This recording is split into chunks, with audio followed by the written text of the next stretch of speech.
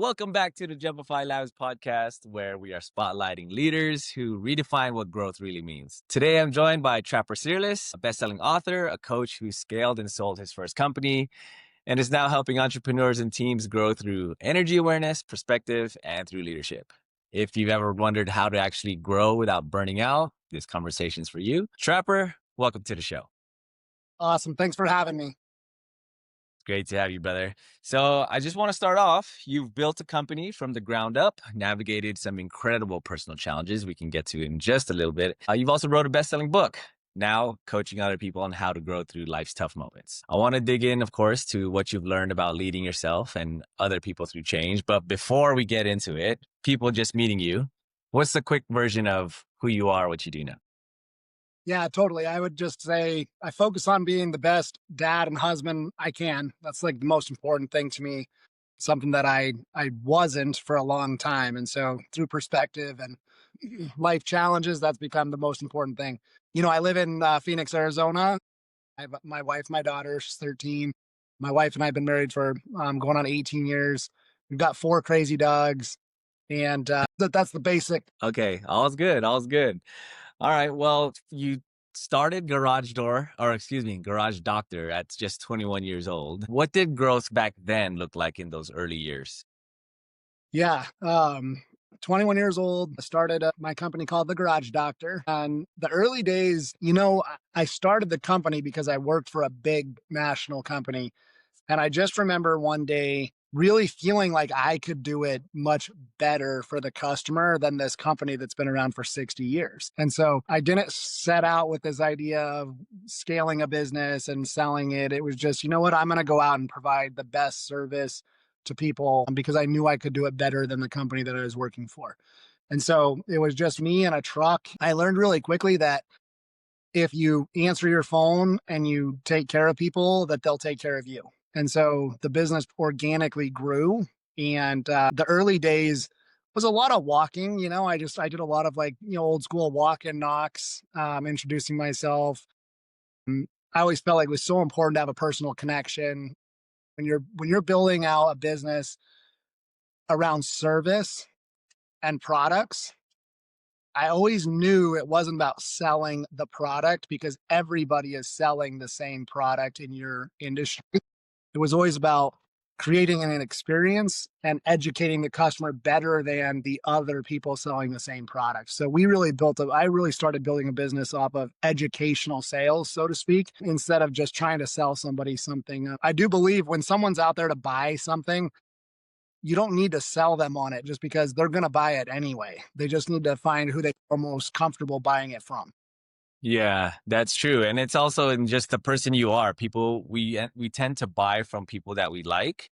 So if you're educating, providing value up front, then we're building that rapport, that trust, leading off with actually that rapport and that trust and kind of using that as the foundation of the transaction. Looking back, how do you feel like growing and building that business out helped you to grow as an individual? Yeah, I think growing the business when I was young too, I mean, I would say that's a whole nother challenge, but I think maturing the business while maturing myself really played a big part in. I mean, the business taught me a lot about how to grow as an individual just through several different challenges. I mean, when you're dealing with people and different personalities every day, it really tests your character and your patience and all of those things. I would also say the type of entrepreneur I used to be, I let the business dictate how I live my life instead of really focusing on my family as the center of the world and letting that focus spread. So I think that's where some of my biggest perspective shifts later in life were when I realized that I kind of had it backwards. Yeah, that's going to segue us really well into our next transition because yeah, and please, if you don't want to go too deep, please don't. But 3 years ago, your wife had traumatic brain injury and spent over 180 days in the hospital. How did that change your perspective on life, growth, and the business you got moving forward? Yeah, that was the biggest perspective change in my life. And and that's even going through some other significant challenges. When my wife had her injury, we were just out on a date. It wasn't like some event happened. We were at dinner with friends, and she just leaned over and her head hurt. She went to the restroom, and within 10 minutes, I was rushing her to an emergency room because I really felt like she was in a really bad spot. And so that started off 76 days of an ICU visit for her, multiple brain surgeries, cardiac arrest, a stroke. And so within those days, especially the first 15 days, it gave me an opportunity to look at our life and just realize if we don't have breath in our lungs and we don't have an opportunity at the day, what is there really? So there's some big, deep questions that were happening in those early days of my wife's ICU stay. The longer she was in the hospital, that's where the perspective really shifted of when and if Sam makes it home. Because it wasn't if, every day was if she's going to live. I mean, it was a very significant injury that she was dealing with. A lot of it was just my daughter and I talking about, if mom makes it through this, and when she gets home, if she does, what changes are we going to make? And they were big ones. I mean, that's when I was really focused on, hey, I'm going to sell my business. That was one of the biggest things. I want to have freedom for us to experience life outside of Denver, Colorado, where we lived, really start choosing how we wanted to live life, what type of life we wanted to live. And so that's where I started putting into practice, like testing processes within my company so that we could look at exiting. So that was just the biggest perspective changes in life happened when Sam was in the hospital, when she didn't even know they were happening. So Wow. Yeah, that must have been an incredibly challenging time. I don't think I mean, I wouldn't dare to pretend like I know what that's like. And a lot of people will never experience that. So you've definitely got some experience there to maybe tap you into a different level of perspective that, again, not many people are going to experience. How did that part of your life influence what you actually wrote in your book? I think that part of the experience combined with my attempt inspired the book. Just really sharing our vulnerabilities. And so when my wife was in the hospital, I think a lot of people choose not to be vulnerable in that moment because they feel like being silent and holding the weight is being strong. And I disagree. In my opinion, and it's just my opinion, I think when we can be vulnerable and show our real emotions in that time and space, that's actually a real strength because then we allow our community to support us. And that's what I think really helps us get through those times. When my wife was in the hospital, that's also when I realized who and what my community was. I don't know. We don't really realize who that community is until a significant event happens. And a lot of people don't experience this. I mean, what our family went through is 1% of the world's population. Sam even surviving her injuries was less than 1% of odds. The perspective change was so significant. And then that really is what I think inspired the book, but I didn't realize it until, I didn't start the book until the last day of August last year. But I do think that's what inspired it was, hey, I want to share my story so that others can tap into their story and see how much they can inspire themselves. I think that's the reason behind it. Yeah, yeah, that's right. That kind of makes me think about what you told me before about the 7 levels of energy. At that point, I mean, not too far-fetched to think you're operating at a very less than optimal energy state. And you said that you were certified in 7 levels of energy. In a state like that, where you're still trying to build a business, yet you have this going on in the back, that's quite, I mean, it takes up quite a bit of mental space for that. What level of energy? I guess this could segue into the maybe touch on the different levels of energy. Where were you at in that stage? And then what did you do to start progressing and getting yourself up the levels of energy? Yeah. So, one thing that's really interesting about how I started diving into the 7 levels of energy training really was when Sam had the incident, I had no idea what the 7 levels of energy were. Hmm. So I didn't start that training until about 18 months ago.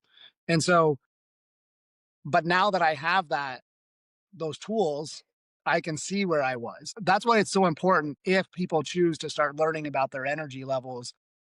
In those moments, you can tap into them and understand why you're there. Where I think I was doing that. And that's why I aligned so much with IPEX 7 levels of energy, because I was like tapping into those levels of energy. I just didn't know what they were. So it's interesting because I would have had those tools when I was going through that. It just would have been interesting. I don't think it would have changed anything because I think my intuition was guiding me through the process. But to answer your question, early on, like when Sam just had when the aneurysm ruptured in the restaurant, I was definitely a level 2, which is more of like a fight or flight type of like, hey, what are we doing? Like I just need to get her help. Probably even like a 2 to 3, because level 3 is you have some positive moving forward energy, but you also have this little bit of negative catabolic energy. But at a level 3, you're trying to get something done to be productive to move forward. So when it first happened, I was probably like a level 2, level 3. At the hospital, when I started getting educated on what was happening, when Sam was in surgery, I definitely sank to a level 1, which is a significant victim level of energy. It's a, why is this happening to us? Why is this happening to her? Why is this happening to, that's just a level 1 is victim. Everything's happening to us. In the like early days, I would say there wasn't a lot of optimism. So a lot of people were just, trying to encourage me to have faith in the doctors. And I did have those things. I mean, like, what other choice did I have? I really believe we had the best people in the world working with Sam, and I'm on a high level of education, and the doctors were amazing. And so I really had to just make myself sit in a probably like a level 4 energy, which is kind of a collaboration. I mean, I really needed to rely on everybody around me, and then I needed to do my part. So my part was making sure my daughter was staying on track with what she could do. I couldn't do anything to help Sam progress other than be there for her and with her as much of the day as I could, and I was. But making sure my daughter was going to school, making sure she was going to soccer practice, making sure our dogs were taken care of. So it really was being at the hospital all day, but having my daughter's routine not change too much. And that kept moving life forward because it had to. Going into later, probably around like day 30 to 33-ish, Sam was doing really well. And there was a lot of optimism. And there was no low energy. Everything was really just a lot of anabolic, like building up our energies, like providing ideas to move forward with life. And Sam couldn't talk yet, but she was moving both of her hands, which is a huge deal. And then day, I think it was like 37-ish, she had a stroke. And then that was like instant drop down to level 1 energy again instantly. I remember getting a phone call and said, "Hey, I need to get to the hospital right away." At that point, I was staying at a hotel across the street. So got to the hospital, had the conversation like, Sam just had a stroke. She's in pretty rough shape again. And that changed the dynamic again to a, why is this happening to us? We were doing so well. What is happening to us? Why is this happening to our family? And so took it back down to a destructive energy. And that one was really hard to come back from because at that point, she became paralyzed on half of her body. And we knew that was going to be a significant challenge, let alone the brain injury that was the biggest thing. So the stroke was like the littlest thing that was happening in Sam's world. So that was really tough. Later in the visit in the ICU, when Sam started to become more stable, I think it, really shifted into like the 5. Probably never got into a 6 or a 7, honestly, because those are just really high level energies. 7's almost untouchable to most people. I don't know if I will or ever can have the highest level of consciousness to get there. But level 6 is like really at peace with something, like you're just accepting, and it's all anabolic, positive energy. I would say we probably got into like the level 5, which was just a really working together to try to figure out the best, most successful life for Sam. And then when we came home, that created a lot of other challenges. I don't know if we want to dive into that right now, but once Sam came home, it kind of sank again because then Jade and I were caregivers, and that was a whole nother part of the journey. Yeah. Your family has faced some incredible challenges for sure, brother. And I commend you on your resiliency. You're definitely on what seems to be, at least on the surface, that you are on the rise. I mean, our conversations we've had so far have been very positive, very optimistic as well. And now you're helping people to get through some of these challenges they're having in their lives and their businesses because now you're coaching. You're coaching currently some clients in the similar space that you were in before. Let's talk appreciate you for sharing, by the way. That's a very personal moment for sharing with everybody. Let's talk about how you're coaching. I know you're coaching two types of different clients now. You're coaching people on the personal basis, and then you're coaching people that are in the business space. I want to talk about the business space. After all, this is a sales podcast. What I want to tie your energies back into it though. When you are growing a business, there's definitely going to be times where we're fluctuating on this scale. Where do you feel like people are mostly at from your conversations you've had with other entrepreneurs? Where do you feel like people are mostly operating at, and where is it optimal for them to be at? Yeah. So one thing that's really important to understand about the 7 levels of energy, and really any energy now, I haven't learned too much of like spiritual energies. I'm starting to dive into that realm so I can connect those things just in my life. And then generally I'll just learn something for personal development. And then if I recognize that it's really a healing thing or it's really helping me, then I will then kind of turn it into part of my process with like coaching. And so with the 7 levels of energy specifically, nobody is ever in a constant state of any energy level. So we're constantly traveling through the energy levels all day, like Mm-hmm. every day, be in different moments, different times, different energies.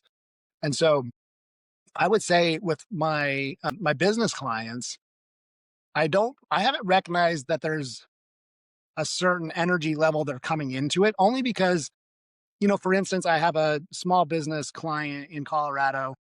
It's a husband and wife, and they came into it with really great energy. So probably a 4, which is starting off of like, how can we win? What do we need to do to continue moving our momentum forward?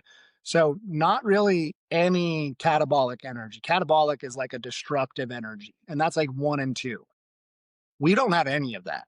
I mean, it's very 4, 5. Like even level 3 is a mix of catabolic, tearing down, and anabolic energy. And so with this client in particular, it's a lot of 4, 5 energy. Everything is a collaboration of moving forward. What processes can we put into place to hit the next step in their success, what their plan is. And then the other part of the 7 levels of energy is really understanding what the client's goal is, because it can be different. It could be 100% financial. It could be, how do we have a better team? How do we have better culture?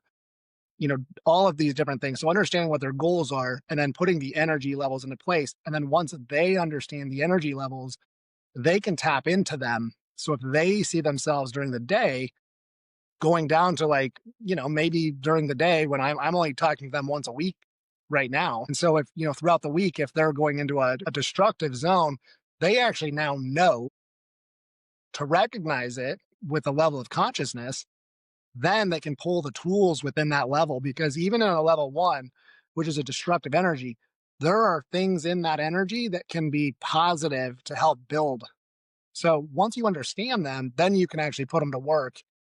And it doesn't have to just be this like destructive energy force. You can actually figure out, why am I here? What can I use from this level of energy to continue to move forward? And that's how you kind of step. And then it's also not a 1, 2, 3, 4 step. You could be in a 1 and go to a 4. So you don't have to go, because a lot of times you're not going to be a victim, then go into a fight. So that's just not an organic move most of the time. And so you can kind of just go through these different levels. Then I have a client who is pretty destructive. A lot of Okay. like self sabotage, limiting beliefs. And I was like that too with my book. I was very low energy. And so we have to find a way, when we have a client, since we're talking about like the business side, when we have a client that's coming into it with a very victim mentality, we have to find a way to understand why that's the mindset. Why is that the thing? Because that's going to translate from, if you're the owner of the company, it's instantly going to go down through your management. Your entire culture is going to feel that energy. And I know that because I was that energy for a long time in the Garage Doctor. And so again, understanding those energies, but also living it, I think makes it easier to coach it. Just because I was never just, I don't think any entrepreneur would ever say I was just an instant overnight success. A lot of failures. And so, with the energy levels, understanding the power of each level and understanding how to use them to navigate to what level do I want to be at. So, you could be a level one victim energy and just say, hey, I really know that I need to collaborate with my team. So if you know how to take the tools from one and then you know that five is the goal, what do you do to close the gap? And that's where understanding the energies on a high level can help you close the gap. And that way you're just concentrating most of your effort and being efficient, being in a level five energy. And then when your team understands the levels of energy, it really is a game changer. So I think once businesses establish the understanding of it, they can then coach, or I can coach, or another coach can coach those things. And then they start building a community within the business. And I think that's where like a big growth happens. Very interesting. Okay, so you tied it back to the community aspect because that was what you meant. We let off this call is you've started to find your community. I guess I'm picking up that number one, self awareness is super important to kind of identify what state you're currently in, and then also knowing how to access the tools for that'll help you more transition to the next level, next state, next level of energy, a lot more efficiently than if you were just trying to mentally do it. Just wait for a better day. I guess what changes when a leader starts to operate from with that toolbox, with that set of skills, so that they can navigate. I can understand that yes, they get better, and then they could teach it downwards. The team gets better, but what changes within them, and how does that affect the business? Yeah. I think one of the biggest things that I see, and I'll use this just for personal experience within myself as well. But once we start recognizing that our decisions within business or our personal life are happening on a conscious level because we choose to make decisions instead of an emotional level, which is a subconscious level, we start having more control over our actions within our business. And so if we're reacting to a situation in business, doesn't matter what type of business it is, it covers all of them. So if we make a decision based off an emotion, like I'm upset or I'm angry, without a conscious thought behind it, it generally is going to be a destructive energy. It can take it down just because you're getting too involved with it without thinking logically on a conscious level. And you could have a conscious thought within this energy level of saying, okay, well, this might sound strange, I suppose.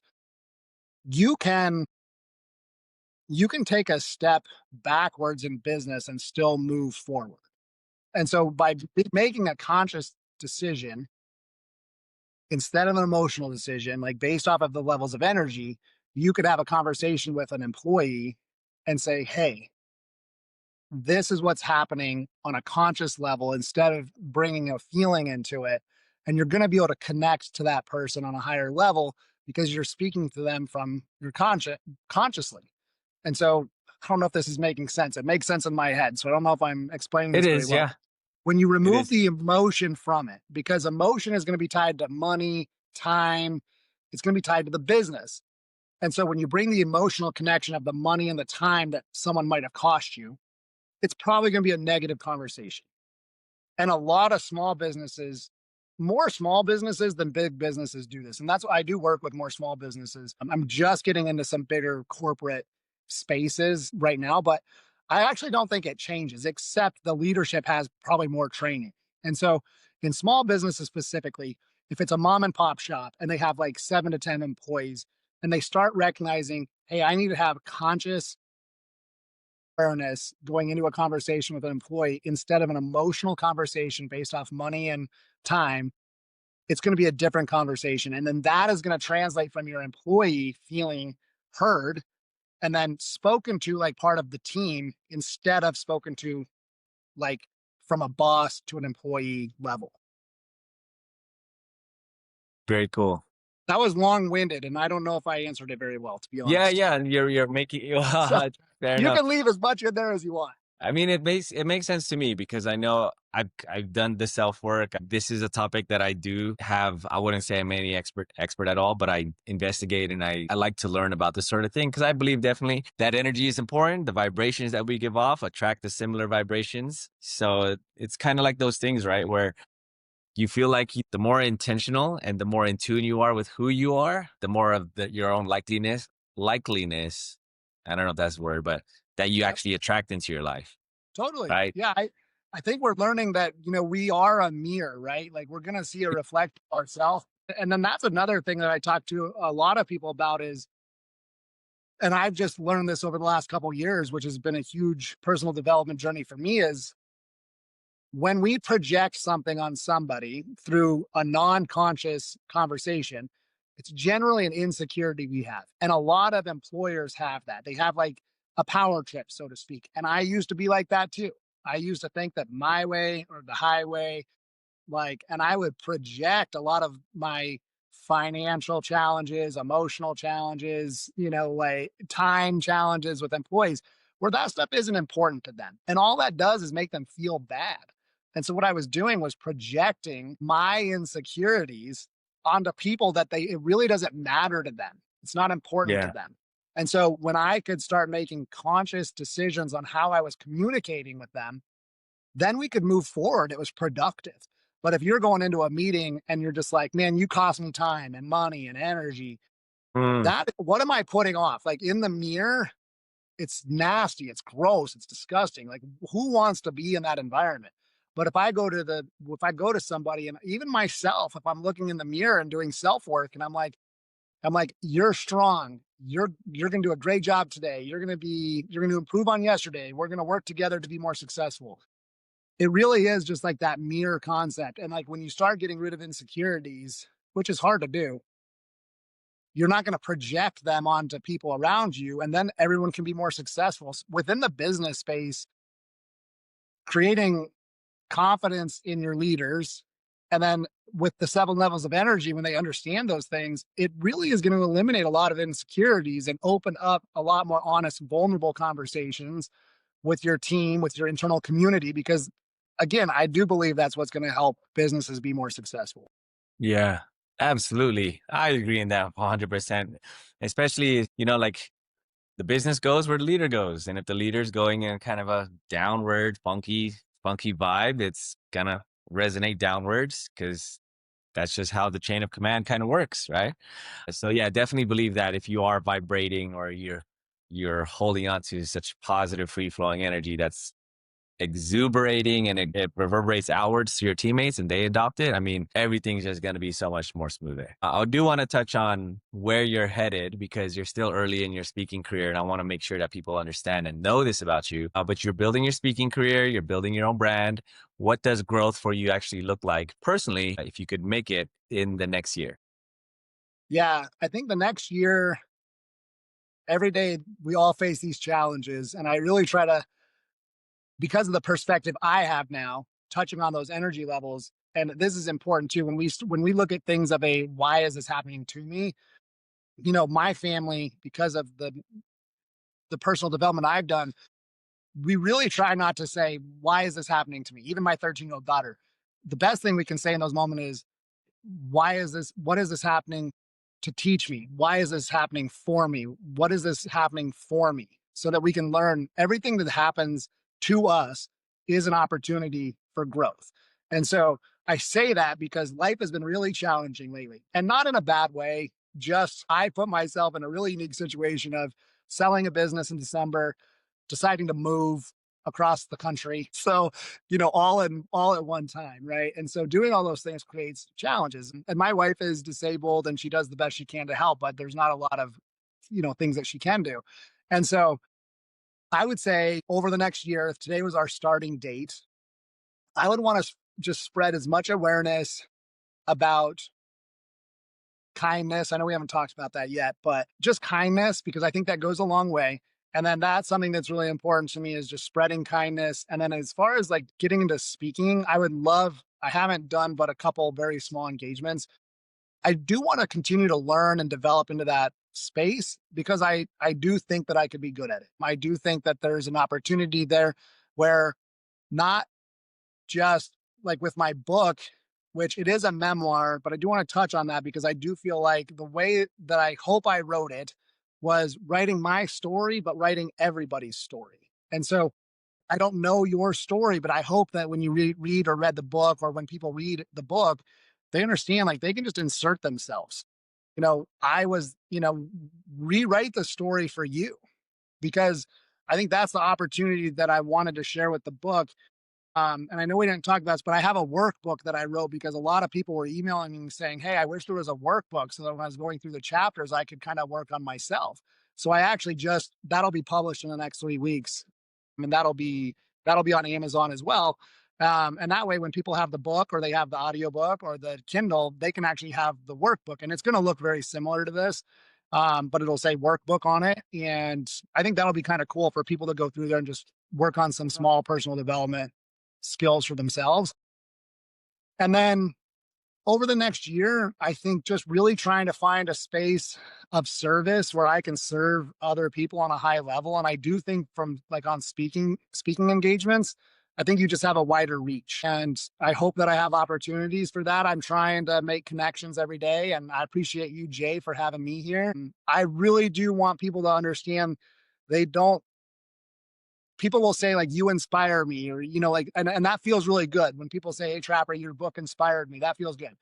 But what I think is really impactful is when we find a way to inspire ourselves. And if people can start inspiring themselves, that is where the like real magical change happens. And so if I can help people understand how to inspire themselves, that would be amazing. I think that's what I would love to do. And I think there's a lot of identity creation that has to happen within that space. And I think that's another thing the book touches on quite a bit is how do I identify what I want to be? Who do I want to be? And that starts with like your core, right? So I say like within my four walls, which is my house, how do I want to be as a husband?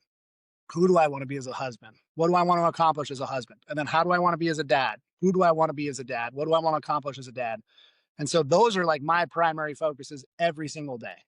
And that's only been like that for like 5 years, So what I can say is over those last 5 years, I've probably seen the most personal growth and happiness and contentment and really following and like being guided by myself instead of being guided by social structure, society, like we talked about a call ago. Just trying to understand like when we start serving our communities or serving others from the true spot of our identity, I think that's when really magical stuff happens. So I hope I'm going to be a speaker. If anyone sees this and they want to, you know, have a conversation, that'd be amazing. Yeah. That's kind of where I'm going with it. And then I'm going to be writing more books. That's going to be happening. And so, Yeah. Amazing. Trapper, that's amazing. I love how you kind of ended it on people looking for inspiration externally from other sources when you could generate that inspiration by yourself. I think that was a strong line there. You help people find inspiration for themselves. I mean, yeah, and if you're intrinsically motivated, then you're just gonna keep on going because you don't need those external factors to constantly refill your cup. You're just always going. What I love about your story, brother, is that you've shown growth isn't just about numbers or just about business. It's about evolving as a person, leading with perspective, and really staying committed to what matters the most. And for you, that's being a good dad, being a good husband, just being a good member for your family as a protector and provider. So, brother, this was an amazing conversation. Where can people find your book, follow your work, and connect with you? yeah. So the book is on Amazon. That's probably the easiest place to find it. It is on Barnes and Noble. It's on Walmart.com. It's not in any retail stores yet. I mean, that would be pretty amazing. Like I'm excited to one day see the book, on shelves. That'd be pretty cool. I do have friends that are connected, trying to get the book into some retailers, which would be pretty sweet. I'm doing some unusual marketing. So, if you're traveling through airports, maybe you'll see a book on a bookshelf that it's not supposed to be there. Just grab it, open it up, and there'll probably be a message in there, and you can just take it to make sure it's not for sale. But Yeah. yeah, so I would love to get anyone who wants a book. If there's anyone out there seeing this and they truly can't afford a book or the Kindle, I mean, they can get a hold of me on my website and I'll find a way to get them a book. And so, that would be important to know is just like, I think the story, if somebody can resonate with part of it, then we'll find a way for people to be able to get the story. That's super kind of you, brother. All right, we won't take any much more of Trapper's time. He's a very busy person. If you like this episode, feel free, absolutely connect with Trapper. I'll drop his socials in the link description. And if you want more stories like this from other entrepreneurs getting after the growth, like essentially building out their business and developing themselves as people, because at the end of the day, people run businesses, make sure you subscribe and tune in for more. Thanks so much. Yeah. Thank you.